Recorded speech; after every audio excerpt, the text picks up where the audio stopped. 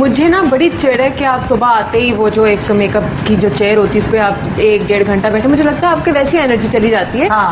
Acting के वक्त मैं एक्टिंग की बात कर रही हूँ, ड्रामा सीरियल या जो भी आपका एक्टिंग प्रोजेक्ट होता है उसके लिए मुझे लगता है सारी एनर्जी तो सुबह आते ही वो जगह ले लेती है, वो चेयर आपके ले लेती है। तो जैसे मैंने उनको बोला, मैंने बोला मुझे तो कोई मसला नहीं है, मैं तो बहुत खुश हूँ।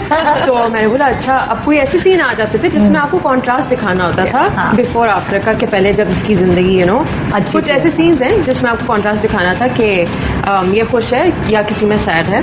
तो मैंने बोला कि अच्छा अभी इसके बाद फिर एक सैड सीन आएगा या किसी कोई ऐसा सीन है जिसमें मुझे मेडअप नहीं करना। तो मैंने कहा मैं अपने बाल बना लूं, फिर बाद में टाइम लग जाएगा तैयार होने में। तो कहती थी हाँ मुझे तो कोई मसला नहीं है, तुम बाल बना लो, जुड़ा बना के कर लो। मैं बोलती अच्छा हाँ ठीक है। मैं तो पूरा ड्रामा बगैर मेकअप के किया, मुझे तो मजा आ गया।